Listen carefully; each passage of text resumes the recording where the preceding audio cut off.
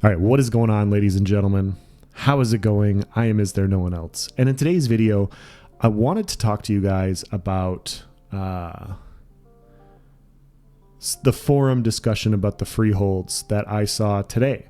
I have not been on the forums in a while, and I decided that since Nice Gaming and I are going to do our first podcast on Ashes tomorrow, that I would go and I would look and see if there's anything fun worth discussing on the forums. I was checking Discord, I was checking the forums, I was checking everything, and I decided to go back and read the Freehold comments. And wow, did I hit the mother load. I hit the mother load, and I felt like in such a big way that a lot of it can't wait until tomorrow. I had to talk about some of this now. And so I will say this before we dive into it. I will say that there's a lot of constructive criticism in there. And some of the stuff that I'm posting, some of it is constructive.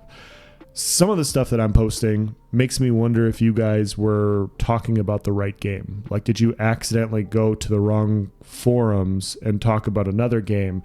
Like, you meant another game, but you were on the Ashes of Creation forum post, because some of it doesn't make any sense to me. And so I'm just going to have them up here as I'm talking about it in the intro so you guys can check them out.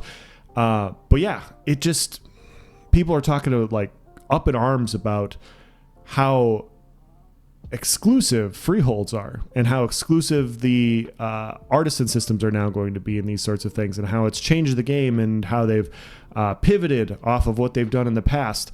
And I just don't understand that. I don't see that point of view. And so I thought it would be fun to go back down memory lane and go back to an interview that Stephen Sharif had with Asmongold almost 3 years ago, and then kind of listen to that, listen to some parts, and then piggyback off of some of those parts and talk about them, and then talk about the freehold system, and then tie it all into a big bow. So yeah, we're gonna bounce back and forth, forward and backwards in time. We're gonna back to the future this bitch. Okay, so yeah, it's gonna be fun.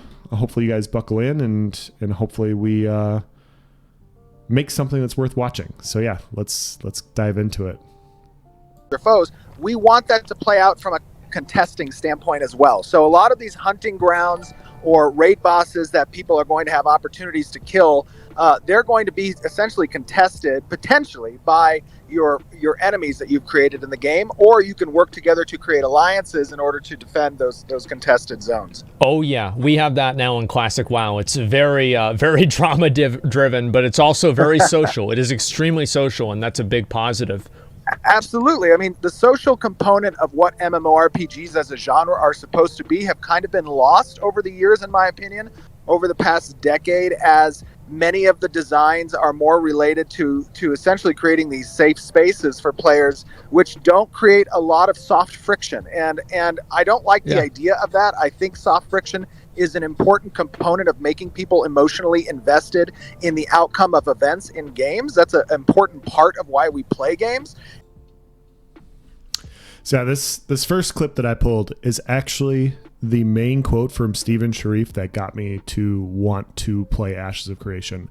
The entire thought about having soft friction, the thought of having MMORPGs being massively multiplayer, teamwork driven, these sorts of things, common goals, potentially common enemies working together, is something that I haven't experienced in a very long time. A lot of people on my channel will know that I've been playing The Elder Scrolls Online for years now, 6-7 years, and most of my content revolves around solo PvP, where I play solo most of the time. And my ability to make my own gear and everything, I'm a master crafter in everything. I make my own gear, I make my own enchants, I make my own weapons, those sorts of things. And so I do everything myself.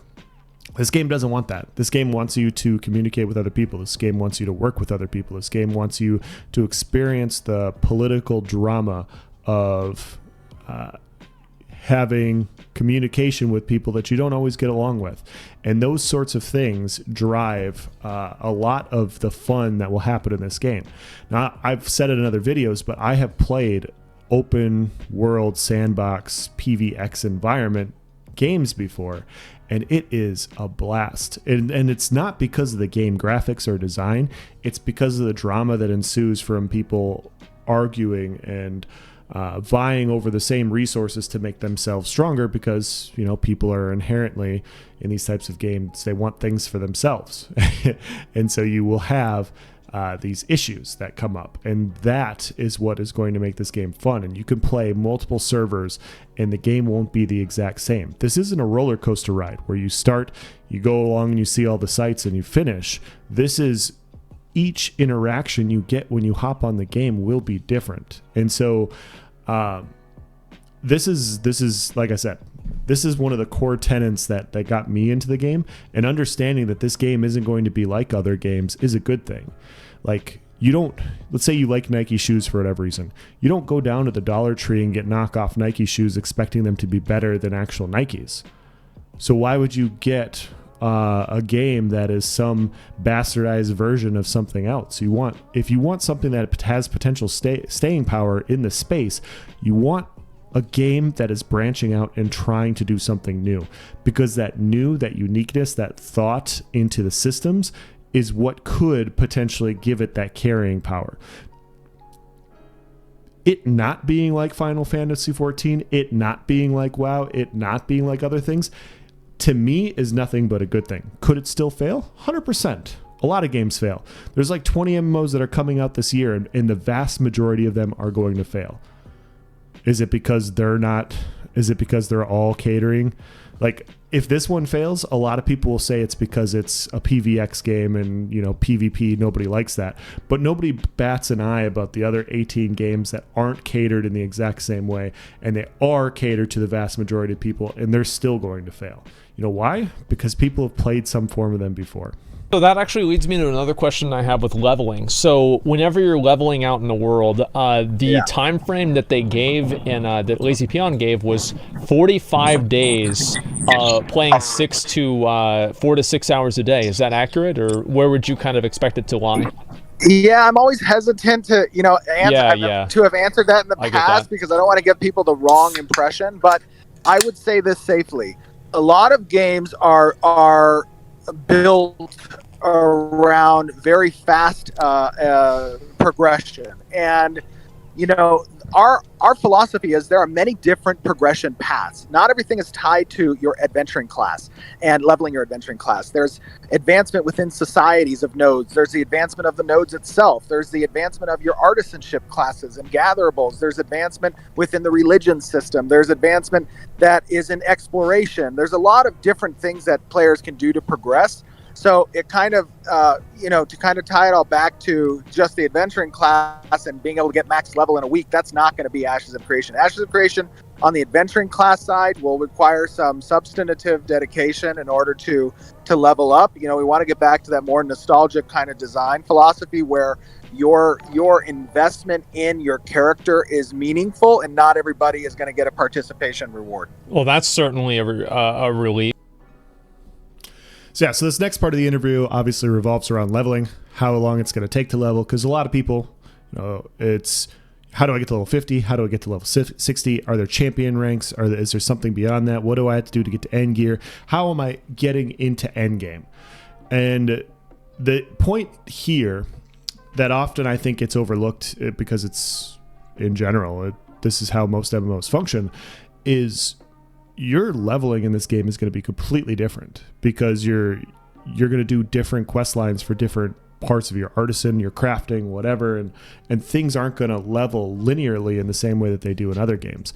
And so this is an interesting discussion about leveling, and I wanted to talk about it as it pertains to freeholds, and it reminded me of a podcast that I just listened to a couple days ago, and I wanted to take a snippet out of there, and I'll provide a link in the description to their whole entire podcast as well, and who they are, if you guys want to go check that out.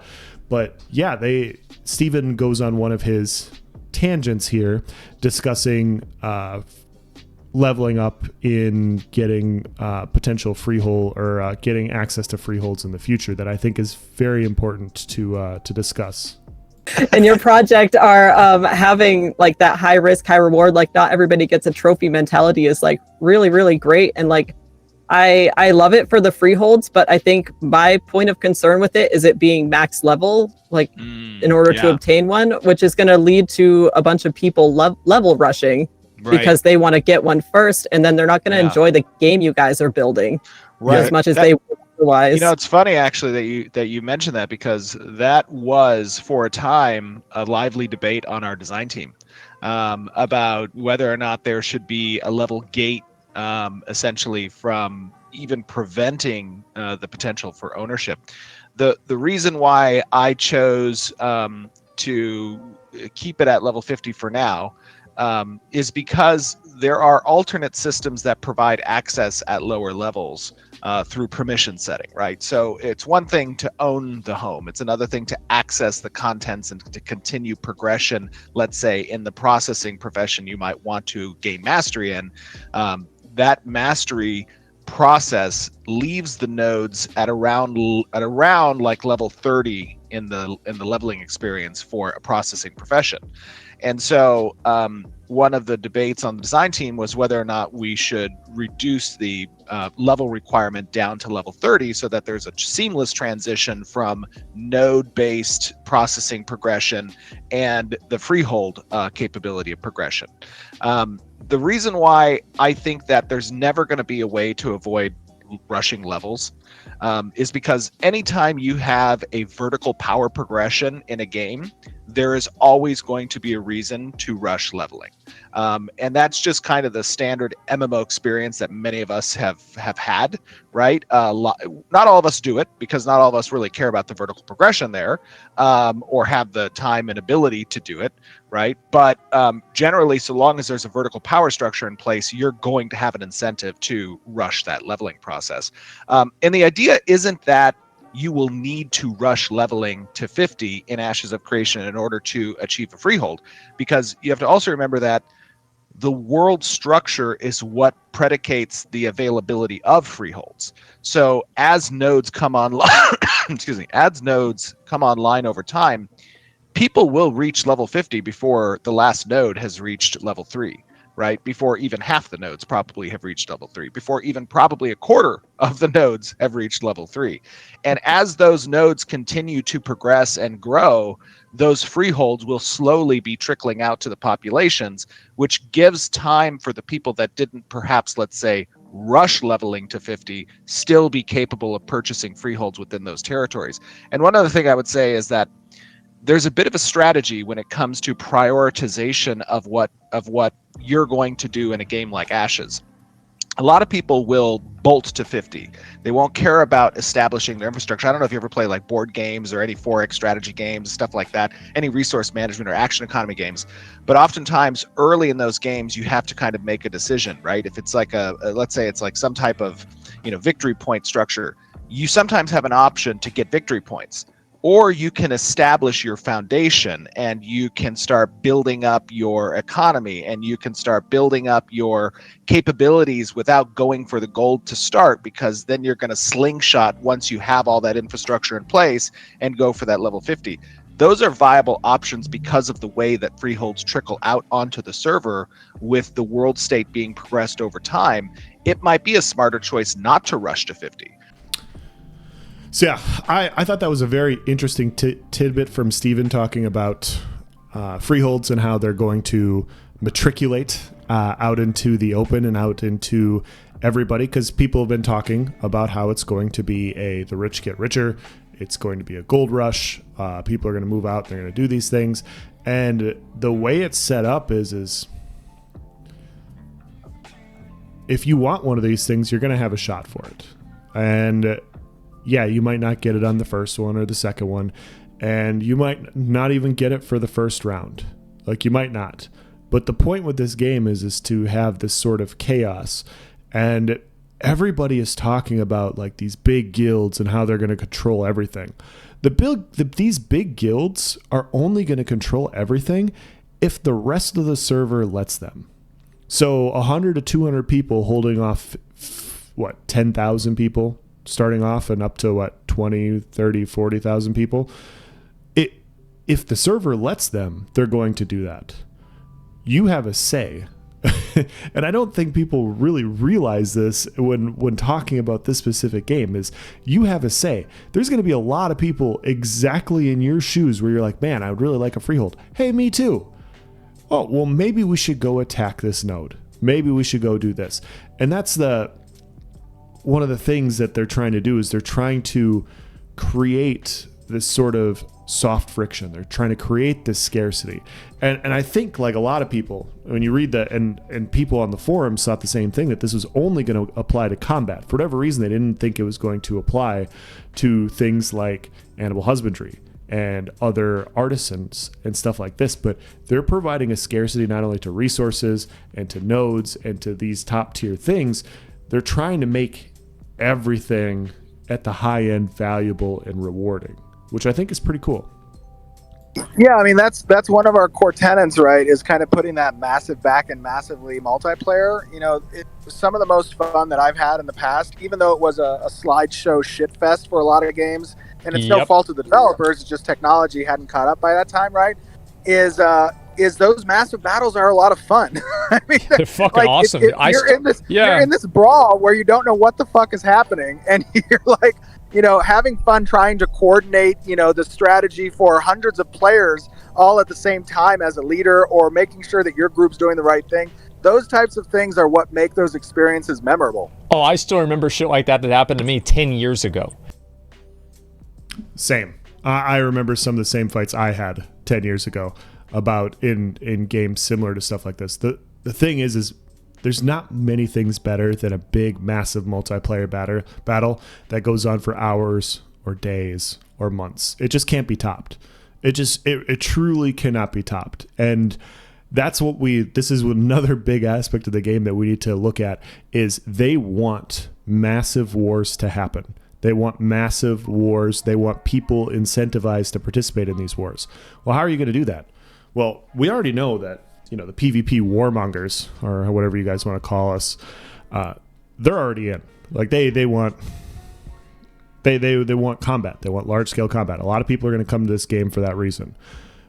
But how do you get other players to want to also participate in these things? How do you get other people's skin in the game? How do you involve these sorts of things? Well, you provide scarcity of resources. If you want resources for your ship, if you want resources for your weapons, for your gear, if you need gear to beat the latest trial and it's only in this one area and this node controls it and they're not sharing with you, well, you're at an impasse, aren't you? You're going to have to do something about it. If one big super guild is holding like 5 different freeholds and you need access to this high-end stuff to progress in the game, and so do you and 4 or 5 other guilds, well, you guys all have incentive to go and topple them. And the thing is with these games is these regimes rise and fall because greed takes over, inner politics comes into play, and there will be turnover. There will be a lot of turnover. And yeah, once again, it's how do you incentivize these things? Well, you provide the carrot that you can get at all times. And so you have people that will want to go out and attack these nodes. You will have, since these resources are scarce, you will have people that will want to attack the caravans. If the resources are scarce, if you're the one with the resources, you're going to want to defend those caravans. If your node is under attack, you're going to want to defend your node because you could lose your freehold. These things are what is going to keep this thing happening. This is how you get your participation. This is how you get those huge, massive battles that people in other games talk about, that magazines talk about, that video game newspapers talk about. This is the type of thing that creates this. And if you have a system that naturally generates these issues where people want to progress and they can't progress easily, well, then you're at an impasse and some shit has to go down. Yes. Can you buy, is gear soulbound in the way that, like, once a character obtains it or equips it, they can't trade it to other people? Or could you hypothetically buy a best-in-slot helmet or sword? So, the vast majority of gear that exists within the economy of Ashes of Creation is not soulbound. And the reason for that is because the crafting mechanics as well as the decay mechanics that exist require not only the deconstruction of gear, but also the constant resupply of base mats in order to repair that decay. It's not going to be some, bullshit, small gold compensation that makes a really irrelevant decay system. It's actually going to reinvigorate the demand and supply of base materials for the gathering artisanship tree. And with that being the case, we want there to be this open economy that utilizes this regional transit system and warehouse system in order to supply certain areas with the ability to craft and create new items. So, for example, if you have an iron sword and then the sword gets damaged from use, you have to use more iron to repair it? Correct. And what that does is, remember the interdependencies that we were talking about on the crafting system? You want to make sure that there's significant sinks in the game for base mats and materials so that you are creating a scarcity and demand that's present on the creation of higher goods, as well as supplying the necessary decay components for the world. Okay, and so somebody that basically wants to play the game as a crafter or a gatherer can pretty much do that. Absolutely, yeah, 100%. So, my philosophy when it comes to MMOs, the MMOs, I played a lot of MMOs, and they all, in some way, shape, or form, have their own take on certain systems, right? The best systems that I've encountered are the games that incorporate these progression paths that are relevant for different kinds of players. Not everybody is a PvPer, not everybody is a PvEer, not everybody is a crafter. But if you can create a system like Ashes of Creation, where there are interdependencies between those different groupings, those different demographics of players, you can harmonize the population that feed off of each other, that are essentially are dependent. Creating an ecosystem. Absolutely, right. And the best MMOs I've experienced are the ones that go for that PvX experience. Those are the best MMOs that I've experienced.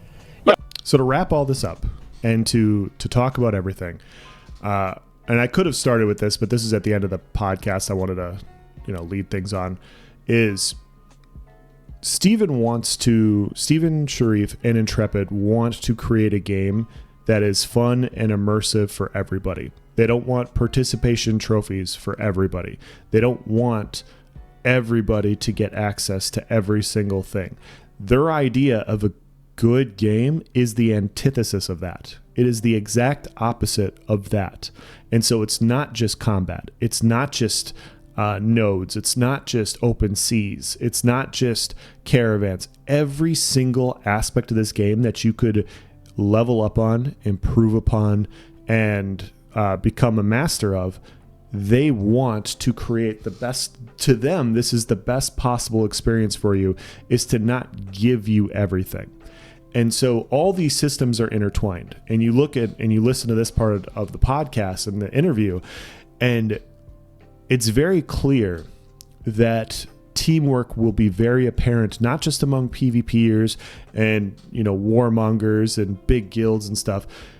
People will need to work with other people that enjoy aspects of the game that they don't. Because if they want to accomplish things, they're going to need access to these things. Let's say hypothetically, right? Let's say I have a PK account and I'm going out and I'm really trying to just stack as much corruption as possible in a hypothetical situation. I'm trying to stack as much corruption because that's what I want to do. I just want to go kill people and whatever. Well, my gear is going to take an impact. I will have to make some sorts of friends. Perhaps I am not going to want to kill the person who I have a relationship with that can improve my armor, that can repair my armor, that can repair my weapons, that can make me new weapons. Perhaps I'm not going to want to attack them.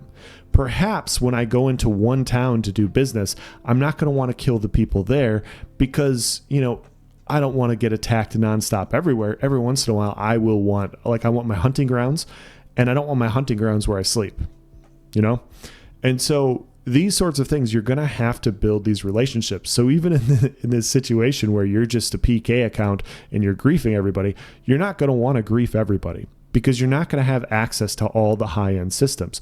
They're doing this by design. The design is that you're supposed to work together.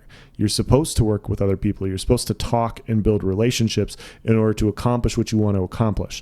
Now, as a solo PvPer in an MMO for the last 7 years, like I said, this is a breath of fresh air for me. This is something that is exciting because I can't do everything. I can't become a master crafter at every single thing. They are taking the time and the attention to detail into everything, so that if you only like crafting, if you only want to do animal husbandry, if you only want to do this and you become a master at it, you are a value on the server. You are providing a value to people because you're providing something not many people on the server could do. Same thing with, high level combat players, PvPers. Same thing with people that make weapons, make armor. Like, if you're a master at these things, not everybody is a master. And so you will have to work towards these things. And if you're not a master, you're going to have to figure out how you can topple and overthrow these things, these different nodes. And so the game doesn't stop when you reach your accomplishments. Like I said, I made the roller coaster reference earlier. The ride doesn't stop when you've reached your goal.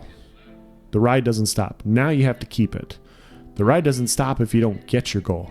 Now you have to figure out what you have to do to attain it. Now you have to figure out who you can work with to attain these things, what you can do in different areas, and how you can maneuver and work towards these things. And that's the exciting part. And so there are a lot of very constructive criticisms on the forums about freeholds. But the core tenant, if you're wanting a refund because they're going against the core tenets of what Ashes of Creation is, this is the way it's been, man. This is the way it's been for a very long time. No safe spaces. No participation trophies. Now, you may not like that, and that's okay.